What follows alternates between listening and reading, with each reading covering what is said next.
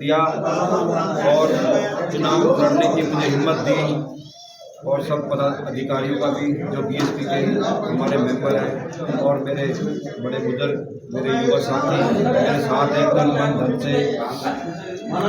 अभी बुध विहार में जैसे देखने को मिला है, एक काशीराम का जो नारा था, एक वोट एक नोट, आपको यहाँ पर सहयोग राशि भी दी गई है। क्या लगता है कि इस समय जो ज़रूरत है लोगों को, वो आप उनकी आशाओं पे खरा उतर पाएंगे क्या?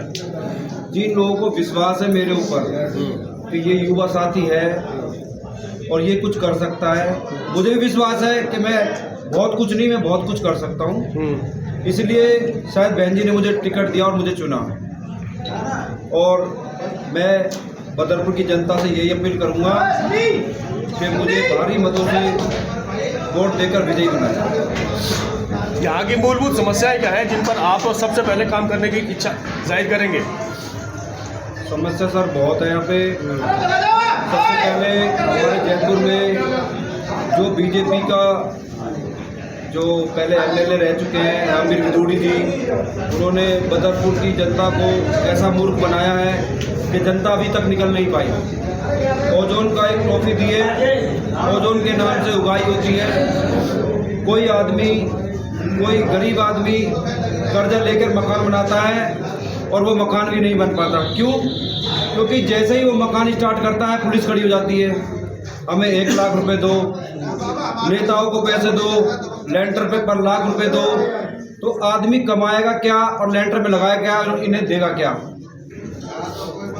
तो सबसे पहले मैं यही कहूँगा जनता से कि सबको देखा बार बार, एक बार अपने बेटे को, अपने भाई को देखें, हम कुछ ना कुछ बदलाव करेंगे। देवराज जी, लग रहा है आपको जिस तरीके से बदलाव की बात कर रहे हैं प्रदीप जी, आप यहाँ की जो जनता है, इस जनता के अंदर बदलाव की लहर तो है, परंतु अभी तक देखा यह गया है कि 2 ही जो पार्टियां हैं, चाहे वो नाम नहीं लेना चाहूँगा, कोई भी हो, अभी तक एक ही परिवार को वोट देती है। इस बार बदलाव होगा क्या?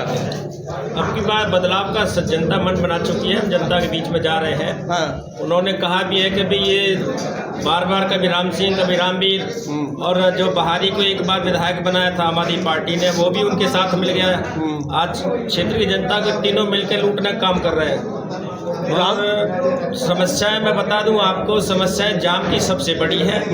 और NHAI ने जो हाईवे बनाया है, इसके साथ में मीठापुर चौक पे एक गोल चक्कर भी था, जिसको माननीय रामवीर विदुड़ी जी भूल गए क्योंकि वो सांसद बन गए। अब उन्हें जरूरत नहीं रह गई है बदरपुर क्षेत्र की। और हमारे ढाडी वाले विधायक जी है, जो हमने भी कभी उनको विधायक बनाया था, उन्होंने भी धोखे की सेवा कुछ नहीं दिया समाज को।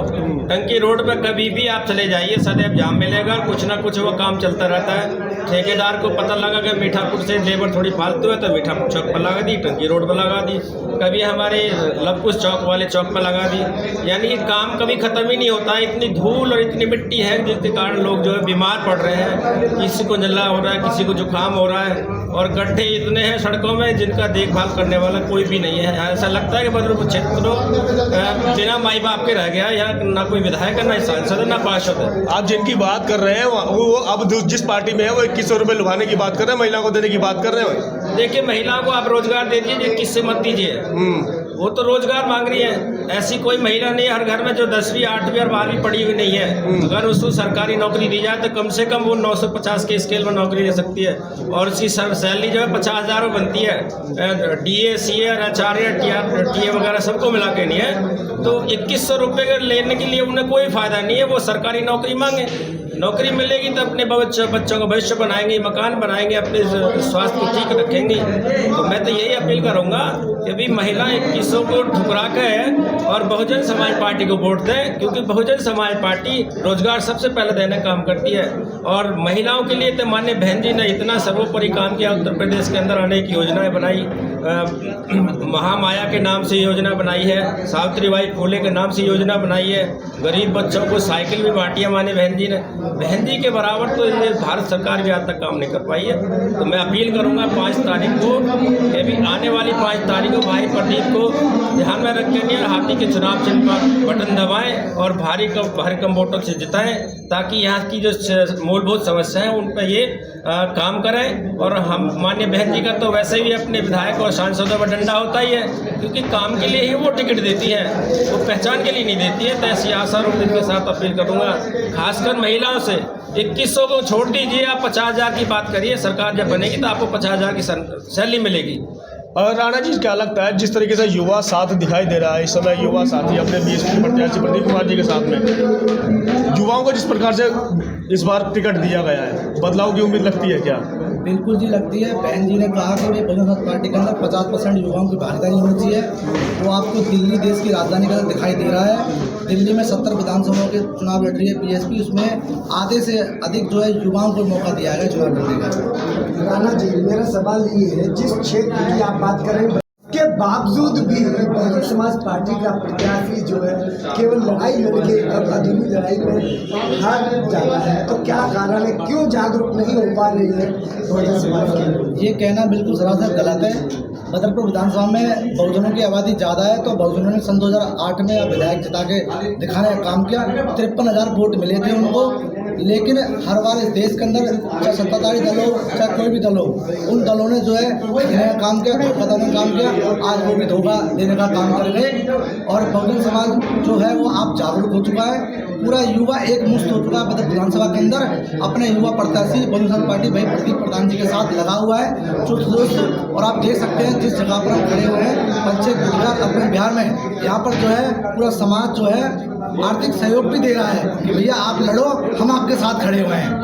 आप पार्टी 2100 दे रही है, बीजेपी 2500 दे रही है, बीएसपी क्या देने का वादा कर रही है इस बार? देखो, ये आम आदमी पार्टी 2100 देने की बात करती है, बीजेपी 2500 देने की बात करती है। ये दोनों भिखारी बनाने की बात कर रहे हैं। और बहुजन समाज पार्टी भिखारी नहीं बनाएगी, वो बनाने वाला काम करेगी। वो हर घर से जो है एक रोजगार देने का काम करेगी। क्या कहेंगे, क्षेत्र में समस्याएं आप देख रहे हैं, क्या क्या समस्याएं लग रही हैं जिनको आप मुद्दा बना रहे हैं? पूरे विधानसभा के अंदर यदि देखा जाए तो जो सड़कें हैं हमारी, वो जो है संकीर्ण हो रखी हैं। जैसे कि जैतून रोड, वहाँ पर जो है जाम की व्यवस्था जो रहती है। दूसरा, इस बदरपुर विधानसभा के अंदर दिल्ली में तमाम जगहों में 10-10 फुट के जो रोडों के ऊपर भी पिलर लगा के मेट्रो बन गई है, लेकिन नहर के इस पार जो है मेट्रो नहीं आई बदरपुर के अंदर। सबसे बड़ी ये दुर्दशा है।